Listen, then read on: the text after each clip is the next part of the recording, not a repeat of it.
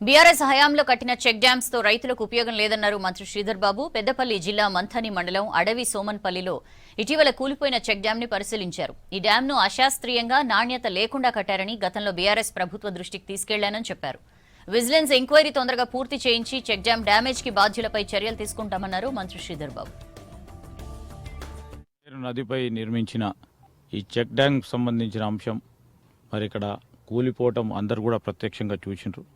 కూలిపోయిన అంశానికి సంబంధించి నిన్ననే మా సహచార గౌరవ మంత్రివర్యులు ఉత్తమ్ కుమార్ రెడ్డి గారు కూడా స్పష్టంగా దీనికి సంబంధించి ఏ విధంగా అయింది, ఎందుకయింది అని కారణాలు తెలుసుకోవాలి.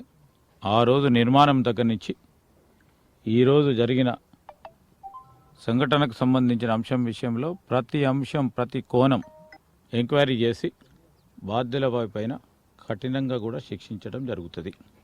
ఆనాడు నేను శాసనసభ్యునిగా ప్రతిపక్షంలో ఉండి ఇదే చెక్ డ్యామ్ కానీ అదేవిధంగా ఖమ్మంపల్లిలో ఉన్న చెక్ డ్యామ్ కానీ రైతులకు మేలు జరుగుతలేదు, ఈ చెక్ డ్యాములు ఎవరి గురించి కట్టిండ్రు, అశాస్త్రీయంగా కట్టిండ్రు అని స్పష్టంగా ఆనాడున్న ప్రభుత్వాన్ని మేము ప్రశ్నించడం జరిగింది, డిమాండ్ చేయడం జరిగింది. దీనిపైన ఖచ్చితంగా కూడా విచారణ జరపాలని ఆ రోజు కోరినాం.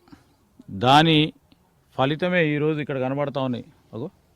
నాణ్యత లేకుండా చెక్ డ్యాముల నిర్మాణాలు ఎవరి ప్రమేయంతో, ఎవరి గురించి, ఎవరి ప్రోద్బలంతో, ఎవరి సహకారంతో, ఏ మాఫియాకు తోడ్పడాలని ఆలోచన చేసి కట్టినరో స్పష్టంగా అన్ని విషయాలు తప్పకుండా బయటకు వస్తాయి. కింది నుంచి నీళ్లు పోతున్నాయి అని సాక్షిలుగా ఉన్న ఈ గ్రామానికి సంబంధించిన పెద్దలు అందరూ చెప్తా ఉన్నారు. నీళ్ళ నుంచి కింది నుంచి పోతా ఉన్నాయి, ప్రమాదం ఉన్నదని చాలా సందర్భాల్లో వారు చెప్తా ఉన్నప్పటికీ ఎవరికి కూడా ఏదైనా చిన్న అనుమానం ఉన్నా మా ప్రభుత్వం, మా ముఖ్యమంత్రి గారు కానీ, మా నీటిపారుదల శాఖకు సంబంధించిన మంత్రి గారు కానీ స్పష్టంగా కూడా మీరేమో భూపాతలం అంటున్నారు, మేము ఆకాశంలో ఉన్న తీసుకొస్తాం. కాళేశ్వరం 3 బ్యారేజీలు కడితే 1 ఎకరం మాకు రాదు, ఇవన్నీ కట్టుకున్నారు, 1 ఎకరం కూడా పారలే. ఎవరి గురించి కట్టినరు కూడా తప్పకుండా ఈ రిపోర్ట్ ఎందుకు కట్టినరు, ఏ విధంగా కట్టినరు, దేవర్ లాభం గురించి కట్టినరు, అన్నిటిని కూడా బట్టబయలు చేసే కార్యక్రమం చేస్తాం.